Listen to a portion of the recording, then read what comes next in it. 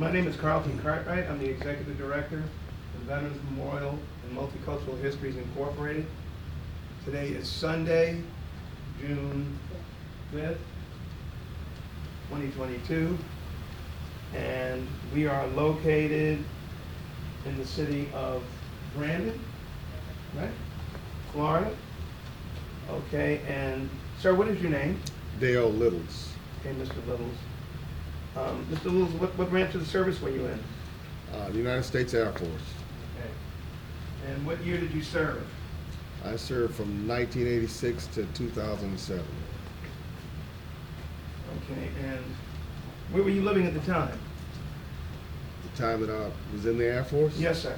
A number of places. Before you went in the military? Oh, Picayune, Mississippi.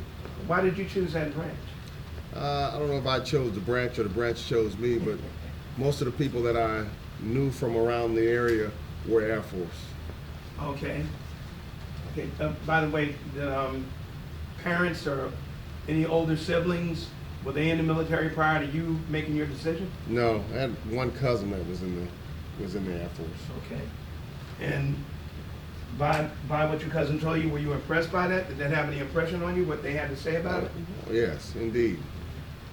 What did they have to say about it? Well, I guess one of the big things is when a person comes home wearing their uniform in blues, it's a pretty striking statement, especially if you're young and impressionable, high schooler. Right. By the way, when's your birthday? August 3rd, 1965. Mm-hmm. And what city do you live in? I live in Tampa, Florida. Okay. How long have you been living here? Since 2008. Okay, we'll come back to that. What rank were you when you separated, by the way, from the military? A E8 Senior Master Sergeant. How many years did you do? 21 active duty and 3.5 Guard, National Guard. So, where were you when you went into service, by the way? I originally enlisted out of Picayune, Mississippi. Okay. All right. And did you go in straight out of high school? I initially started to. I signed up for what they call the delayed enlistment program. Signed up at 17, waited until you're 18 to be able to go in. But in the interim, I received an academic scholarship, and I decided to back out of that deal and go to the National Guard instead. Okay. So where did you do your National Guard? Where did you pull your duty?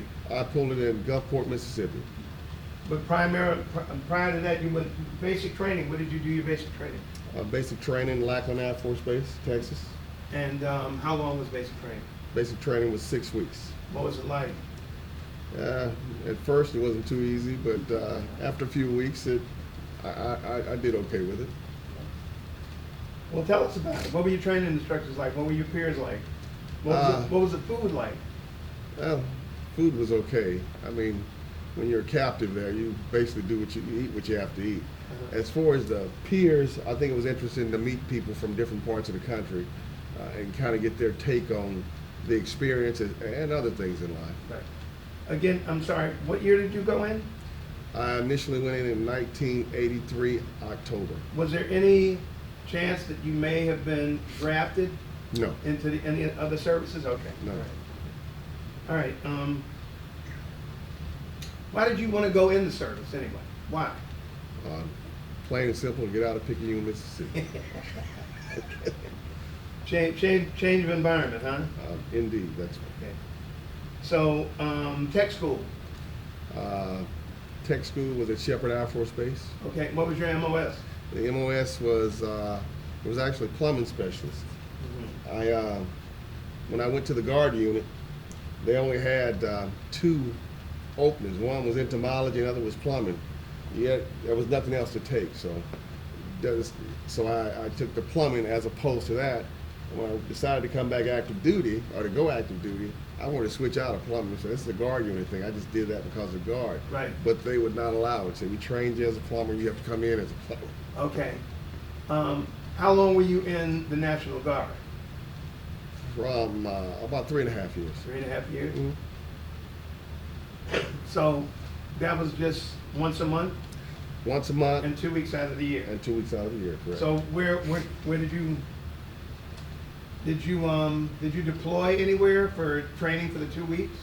For the 2 weeks, I guess you could call it deployment. We went to New Jersey and Where in New Jersey? What? Fort Dix. Oh, okay. All right. And so, what did your weekend trainings consist of? Basically just training. You do some routine training on the MOS, some basic Air Force training such as chemical warfare or something of that nature. All of the things that you would fit into the normal active duty over a year, you try to squeeze it in over those days.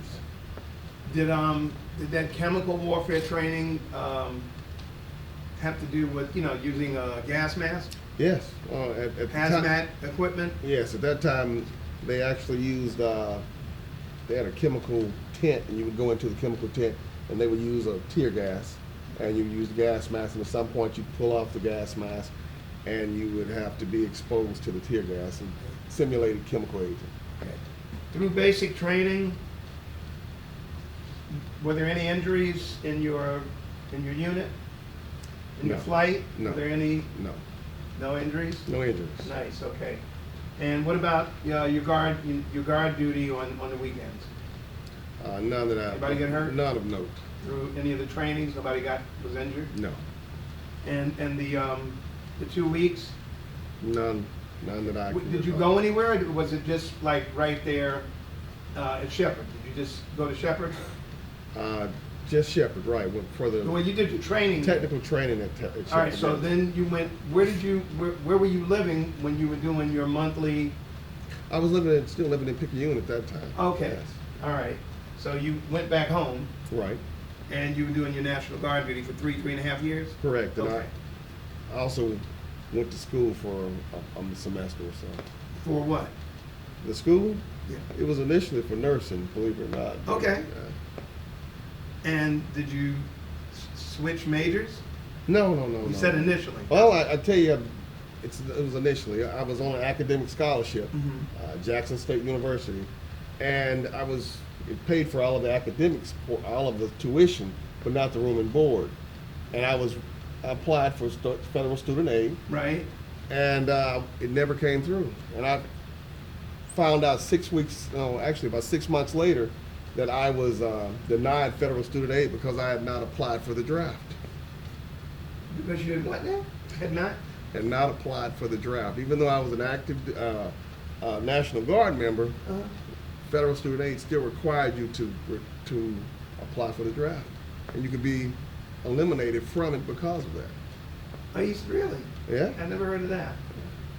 Wow. it's true. Okay, no, I believe you. How did that make you feel? Did it come to a surprise, obviously? I mean, it sounds like it wasn't expected. It wasn't expected, but to be honest with you, I think I have a pretty optimistic outlook, and I looked at it as it just wasn't meant to be. Well, here's a real question. How did it affect you financially? Well, financially, I had to drop out of school, so I dropped out of school Wow. and started working. Came back to Picayune, started working in Picayune, still in the National Guard, but working whatever jobs were there. What school was that? Would it have been? Jackson State University. Oh, okay. In Mississippi. Yes. Right. Okay. Wow. Okay, so after 3.5 years, you decided to come on full-time active duty. Correct. Okay, so did you have to go back to any tech school or any other training? Believe me, I wanted to get out of plumbing, but the Air Force would not allow that. We trained you as a plumber. You have to stay as a plumber. Right. Okay, so where was your first duty station? Travis Air Force Base, California. How long was the tour? I was there from 1986 to 1993. Okay, and so did you live on base or off base? On base for the most of it. My wife and I. Okay. And all right. So when did you get married? We got married that year, '86.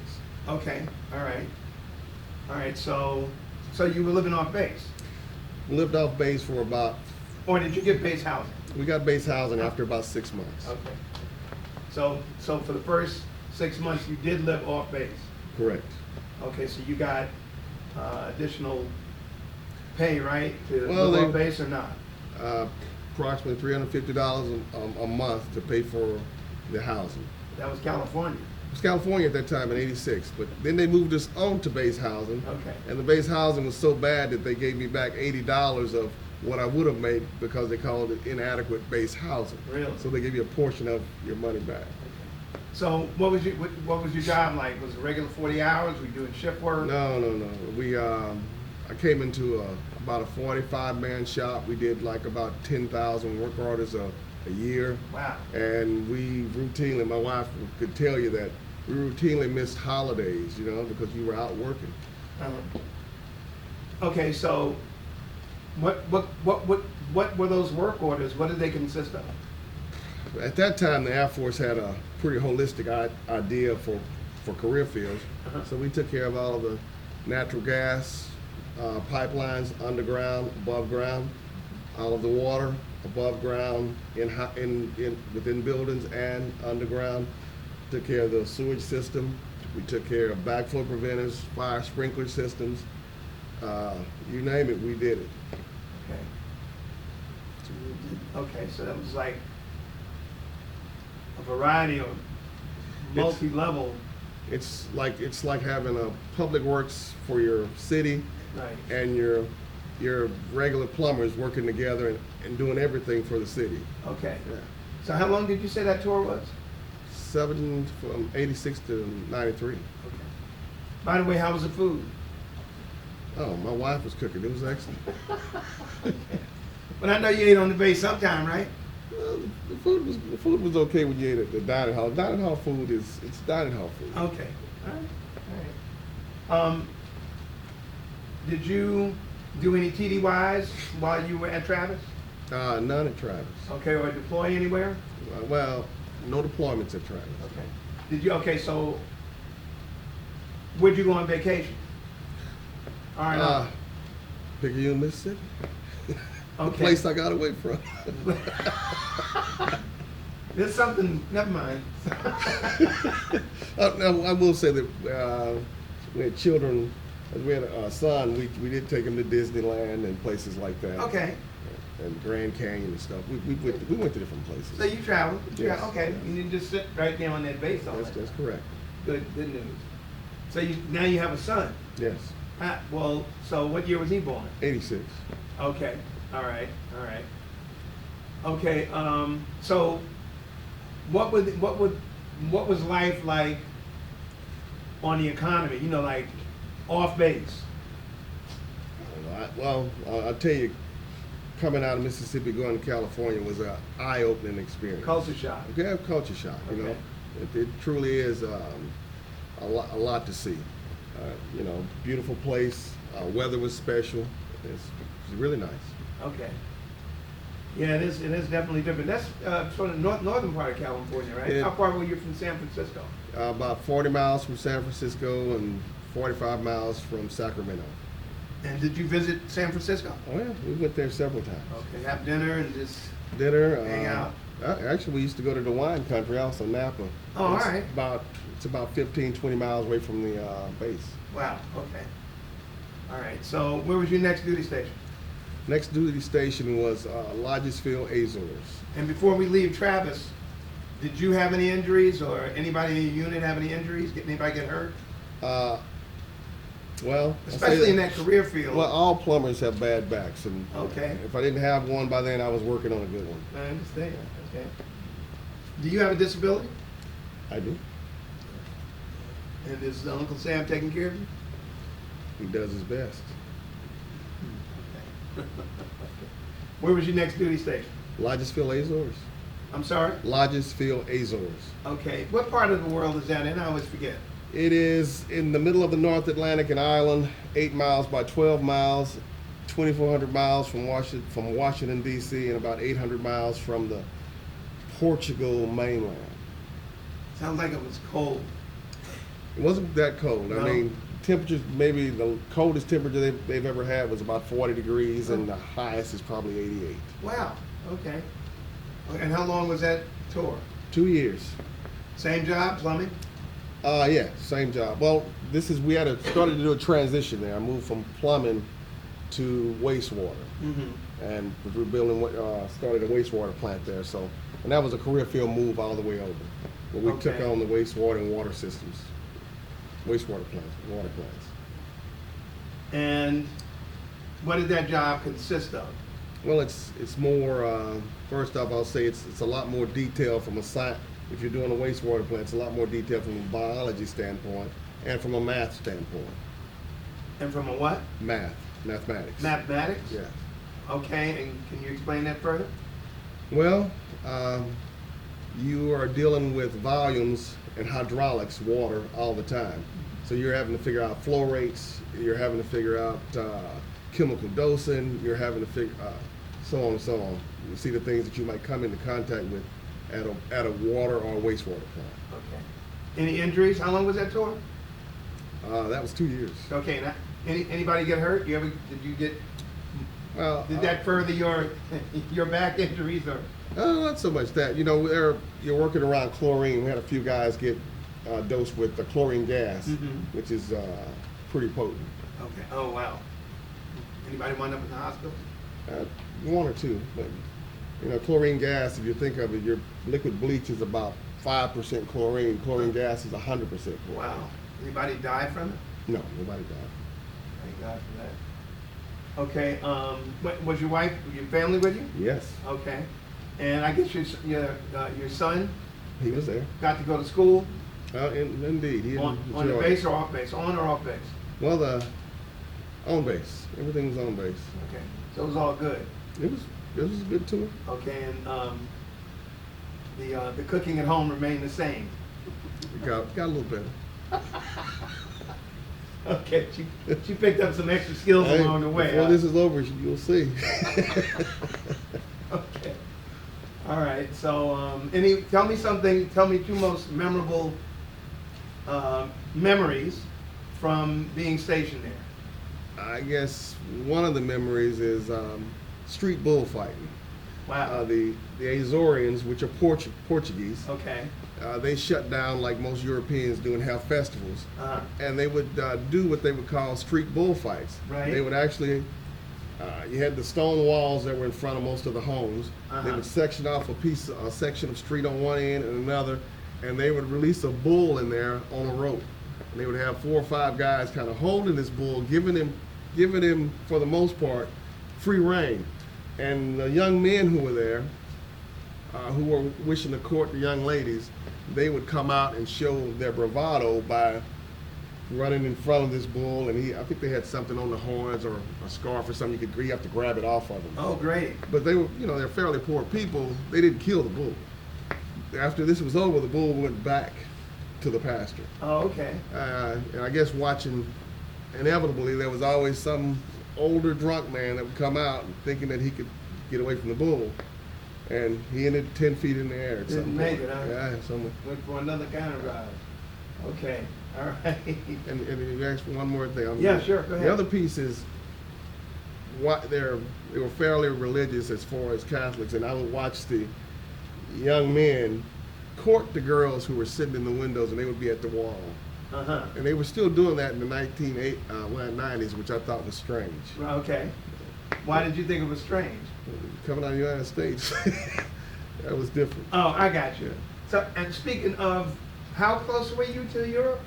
800 miles from the main. Okay, so did you get to visit other parts of Europe while you were? Actually, yes. We used to fly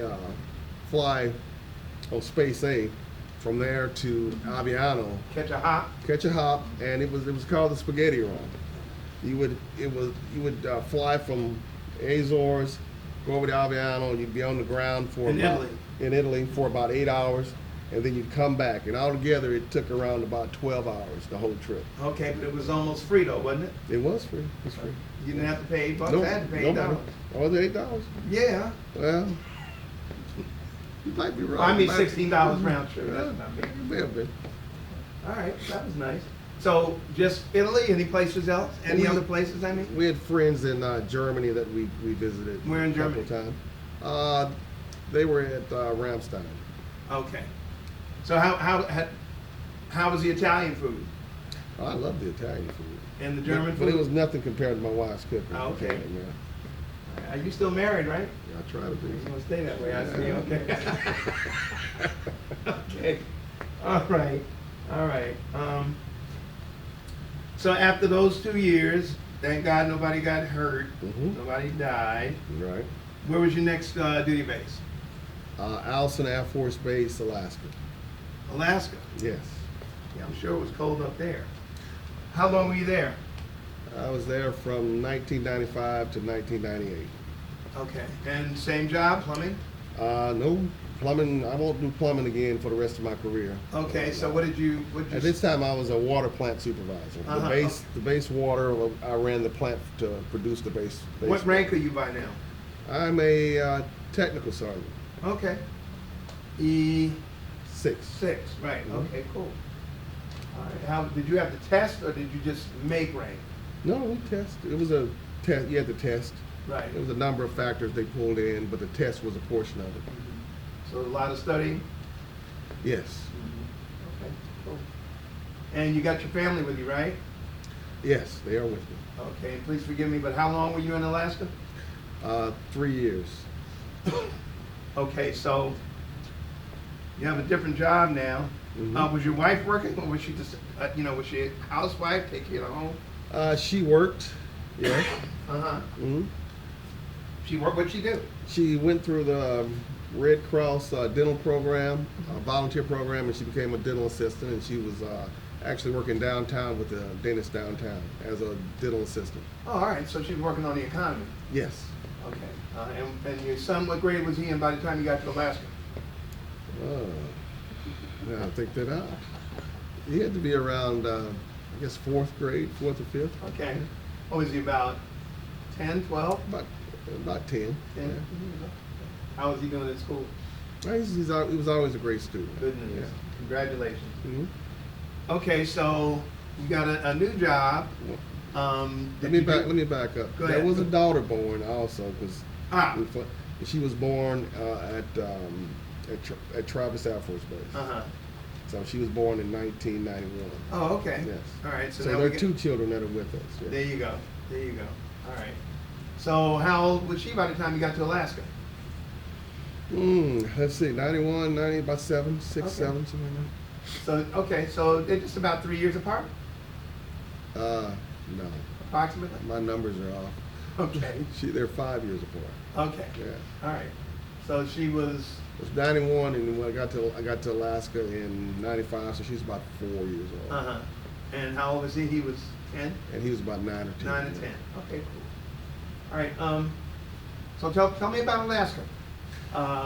Coldest place Oh, right. I've ever been. No, it's a different kind of cold. Oh, I know. Go ahead. Yeah, most people haven't experienced it. I mean, the coldest thing they've ever felt was maybe reaching inside their freezer to get something out. This is really cold. Sub-zero? The coldest it ever got while we were there was probably maybe 50 below. And you are 110 miles from the Arctic Circle. Okay. Okay, got it. So, anybody perish in that weather? Not perish. Few Frostbite. people frostbite. Yeah, Uh-huh. frostbite. Lose limbs? No. No, by the grace of God, no. Okay, all right. So, inside of your job, anybody get hurt? What was your job again?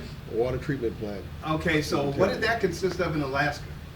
In Alaska, well, first thing it did is because we were in a state, we were forced to go outside and start taking classes to get Alaska certifications for water treatment and wastewater treatment. What do you mean you went outside? Went outside to schools that were offering water treatment and wastewater treatment. Yeah. Oh, I thought you meant, no, okay. To build you up to be able to take the test for certification for that state. Right, so you went to what kind of facilities? Most of them were laboratories, places like that that were accredited to be able to teach a certain course on water. It may be water chemistry, water, whatever the case. Okay, all right.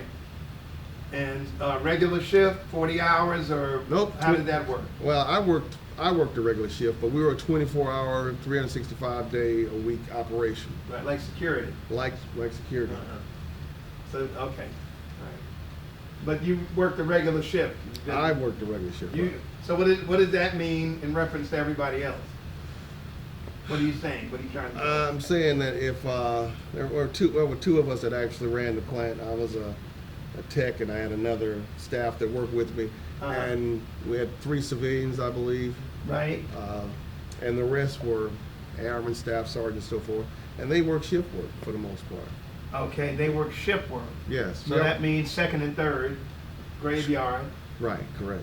Okay, and regularly, or did they get to switch off from time to time? No, we ran a schedule.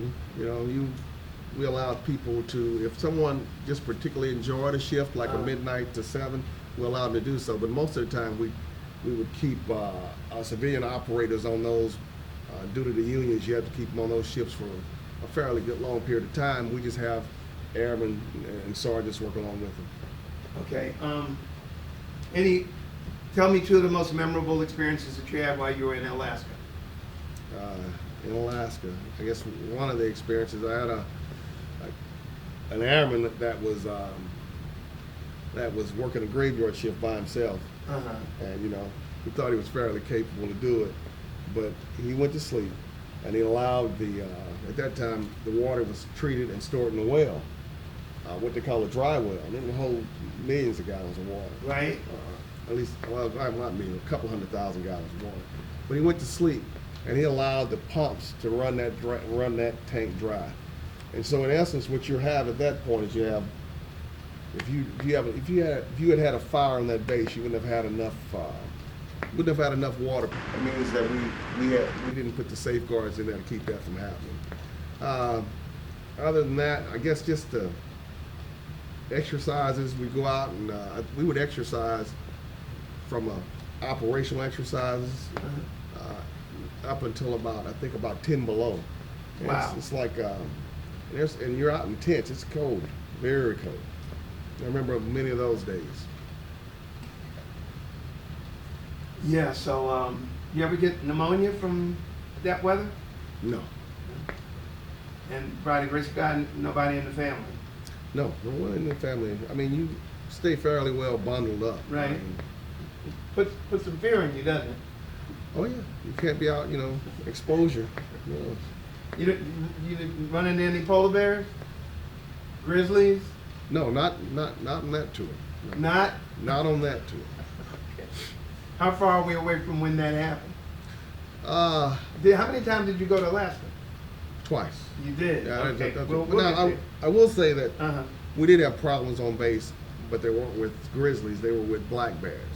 Black bears tearing up dumpsters, Oh. going through the housing area, things like that. And you would routinely, you could look outside and see a moose in your front yard. Okay. That type of thing would Right. happen. Did the bears ever attack any humans? No, not in our vicinity or anything. No. Okay. All right. So you don't have those kind of problems. No. What were the officers like? Up to this point in your career, Mhm. how would you describe your relationship with your peers, enlisted and officers?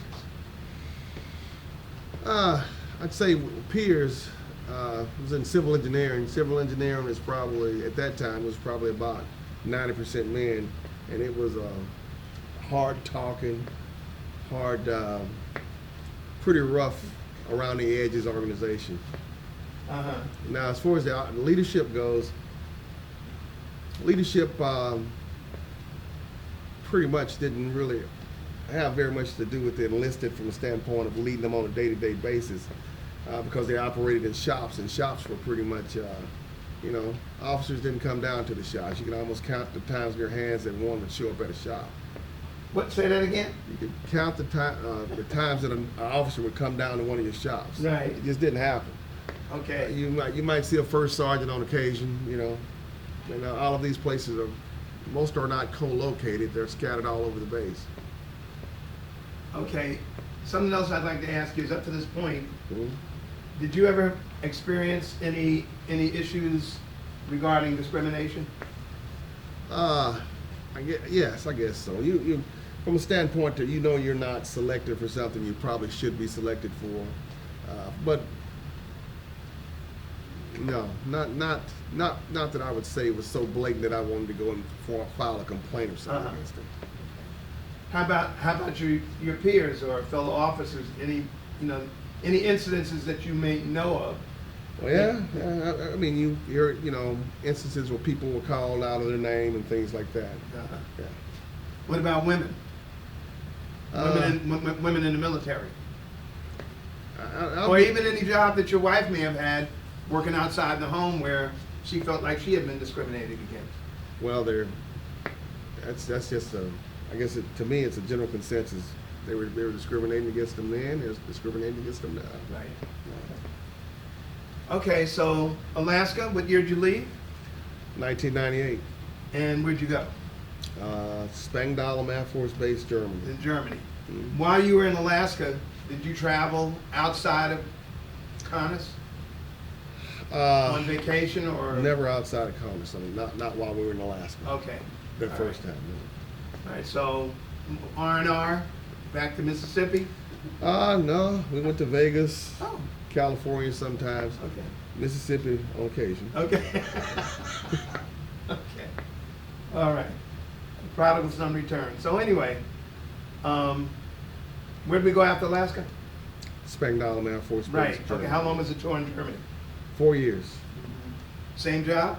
Or what was it? Actually, this time we switched over. I went from being a water plant superintendent to being a wastewater plant superintendent. Okay. They were opening a new wastewater plant, and at that time, I forget how many millions of dollars it was, but I was, because of some of the experience I'd had in water treatment and wastewater treatment, I was Right. asked to open that plant up for them. So, Okay.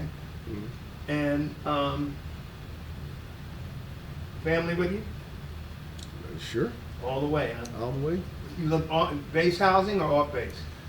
We lived base housing. We started out living in a place called Spangdahlem, Uh-huh. the base housing there, and we were eventually moved out to a place called Bensfield, which is actually outside of the base, but it was still military housing. Okay. Okay. And what was that like? How did the people on the economy, how were you treated? Treated well. I mean, the Germans were, they were used to of Americans. They were, because it's based right next to it. Right. And even when you go places, we would go places around the area, still treated very kindly. I mean, nice people. Okay. All right. How was the food? I know you had to have some more of that German food, right? Hey, between schnitzels and beer, I probably put on about 12 pounds. All right. Did you get to travel around Europe while you were there? That we did. I can say that we visited Belgium, Luxembourg, Spain, Italy, Poland. Wow. Where else? There's got to be a couple more, but we Did you get up to London? actually, yeah, we went to London. Okay. We went to. How was that? I love London. London's a. Hey, I prefer it a little better than New York for the most part. Really? Yeah, I do. You lived in New York or you visited No, it? I've visited New York. Okay. Visiting both, London would be my preference. Oh, really? Yeah. Why? Tell me why. I don't know. It's a cadence of life that's a little different. I mean, it's a city. It's fast, but New York just seems to be overwhelming. Okay. So how long were you in Spangdahlem? 4 years from 1998 to 2002. Anybody get hurt while you were there in your unit? No, not really. Not really? No. I mean, we're talking civil engineering, so from a standpoint of workplace accidents, civil engineering, you've got electricians, carpenters, plumbers. People are always cutting off a finger or something, or losing a digit, Wow. Okay. or getting, I won't say electrocuted, but you always lose electricians on airfield vaults in different places because you're dealing with high-powered electricity. Not all the time, but from time to time. So you're saying lose them? Did they die? Or? Yeah, they've had people die in the Really? vaults. Yeah. Okay. Wow. Okay. So they were casualties. Right.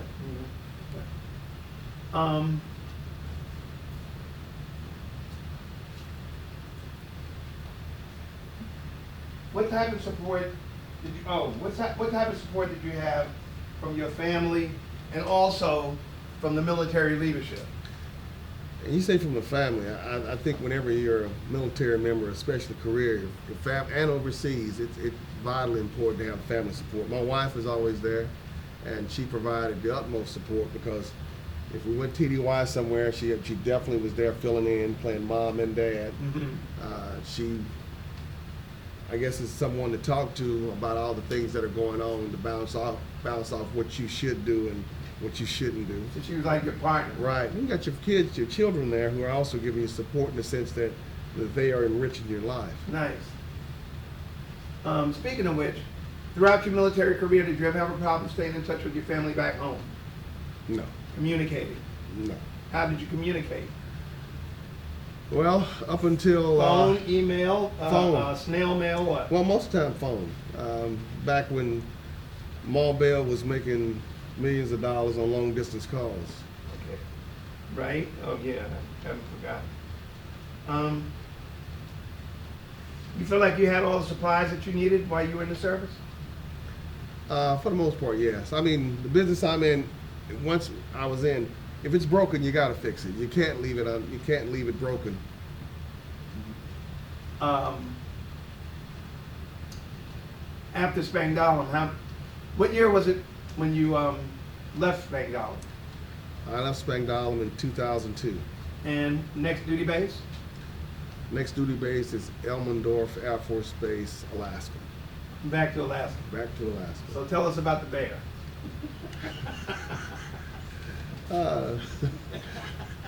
Elmendorf also had problems with black bears, but at the time I came into the 611th Civil Engineering Unit, and our whole mission, we were part of the base, but we were not part of the base wing. We were a tenant unit. Okay. And we flew around to all of the radar sites that are located along the perimeter of Alaska, going up to the south, all the way out to what they would call Shibia.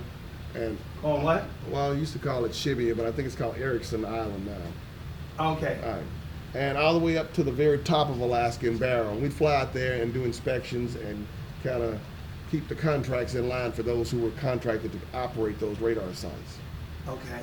So, the bear. Oh, you fly into places like Barrow, Alaska, Barter Island, Prudhoe Bay wasn't our spot, but close by. When you fly into those spots, some of them, as soon as you hit down, you'd have to get a polar bear briefing.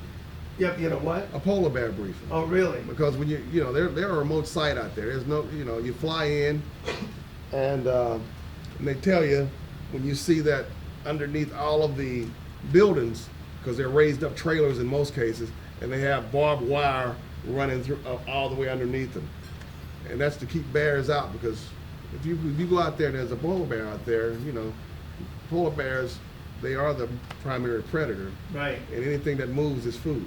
Right. But I never encountered a polar bear. Okay. Anybody in your unit ever get hurt by one? No. Okay. Nice. Were you ever in combat? Combat as in I've been rocketed, if that's what you mean. Excuse me? I've been rocketed. We had rockets shot at us there. By who? I guess what you call insurgency back in.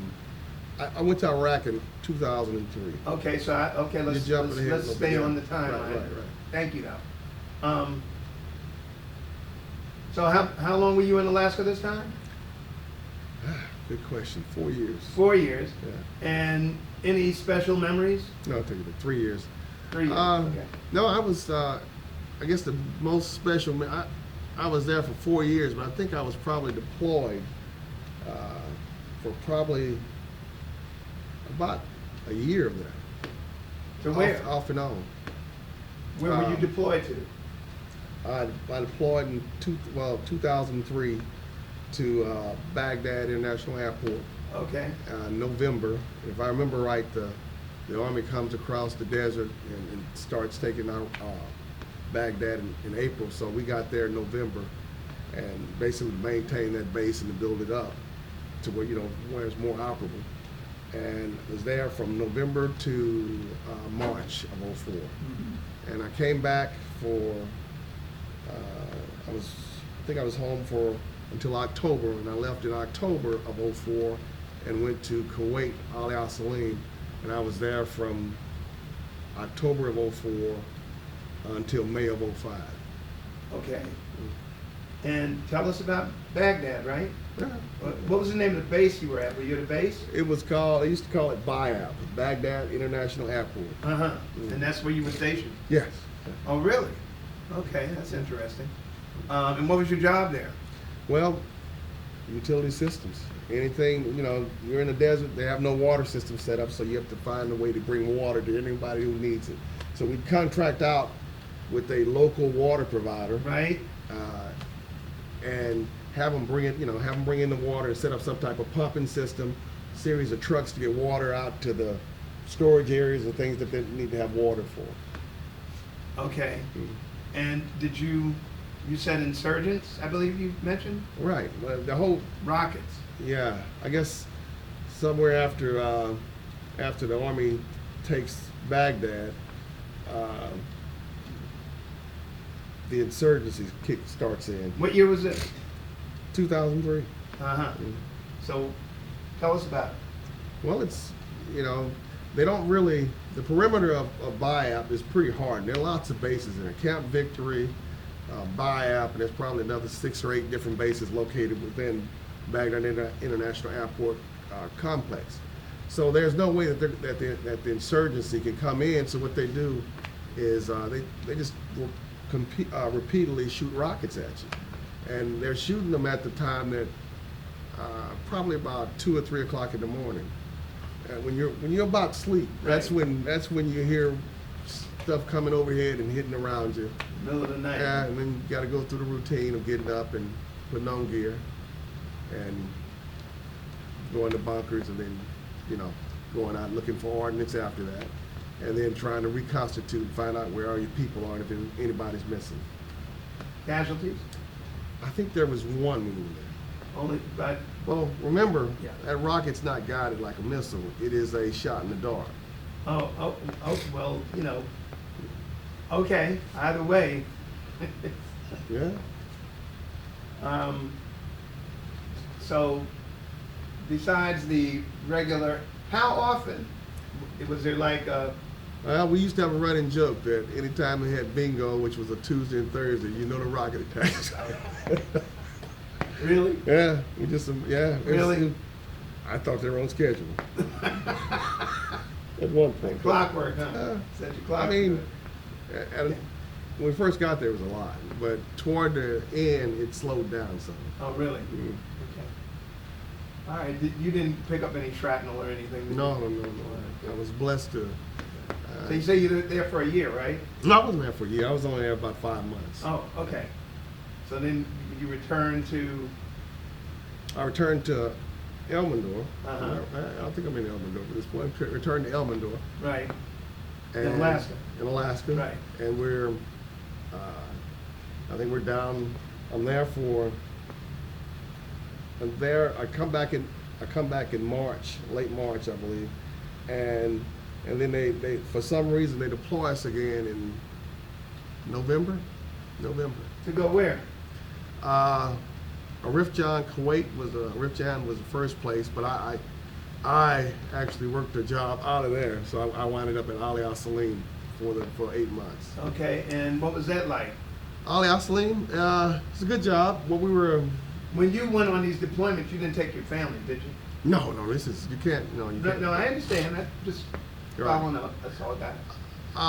Kuwait was, Ali Al Salim was good. Like I said, we were part of what they call the 732nd Expeditionary Wing, no, Civil Engineering Unit. And we weren't a part of the base, and all we had to do was, we were support for those people that were coming in. The Air Force was sending in transporters, and they were sending in civil engineering teams and law enforcement teams into Kuwait to go out to the range, do a Udari training range, Uh-huh. and there they would be trained up, and most of them would convoy into Iraq, because we were the Army at that point was fairly well stressed, and the Navy and the Air Force were coming in as support. So we were bringing people that were transportation people in the Air Force 1 month. The next month, they are marrying into a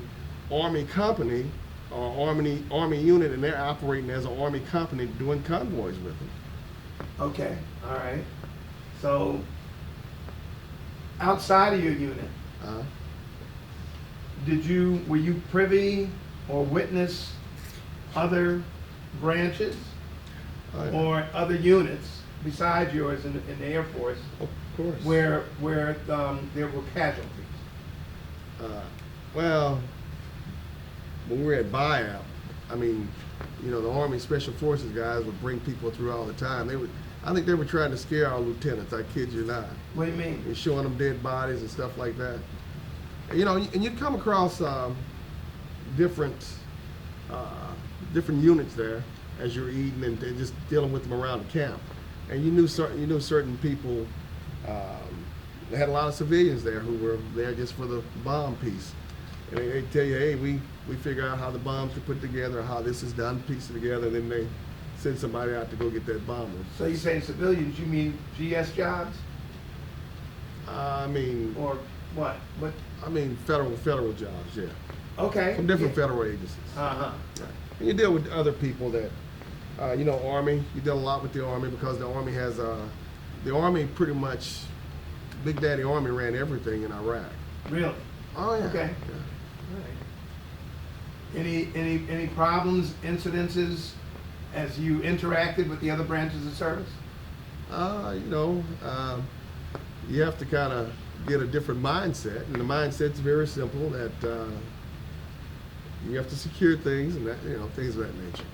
But then anytime you have a lot of people coming into an area, Uh-huh. things get taken. So you have to have a really secure posture for any equipment and anything that's valuable. So you had the experience of equipment being stolen by, I'm not saying it's any branch. I'm not blaming it on any branches. I'm saying that things may have been taken. But again, you know, BIOP is also one of the major transport areas for troops coming in and out. So you can't just blame it. You assume that it's this particular. You never know who took it. okay, all right. So how long was that tour? You said 5 months? 5 months. Another yeah. 5 months? So, how was the food? Terrible Really? at first. Yeah. At first? At first. Now, What changed it? when we started going around the other camps and eating, it got better. So, as long as you didn't have to eat where you were stationed, huh? That's right. Oh my That's right. God. Okay, all right. So where are we at now? So you went back to Elmendorf? Correct. Okay. And was that your final duty station? No, I Where'd leave. you go after that? I leave Elmendorf and I go to Tyndall Air Force Base, Florida. Okay, and how long was that tour? About two and a half years. Okay, was that your final? That was the final. And what was your job there? I was called a career field manager, which is I managed the career field for utilities. What did that mean? It means that you were basically the person that put together the training plan to train that career field. Oh. You took a look at anything that might be going on, maybe like in the war. Is there something that we need to be training our guys on that they're not able to do and they're expected to do? You take a look at the tech school, how it's operating. You work in conjunction with the instructors but just to kind of give it an oversight for the career field. Right. And how long? How long were you there? 2.5 years. Okay. Any negative incidences of any nature? No, Okay, it was all good? it was acceptable. Okay. All right, just have a few more questions for you. Mm-hmm. Let's see, did you,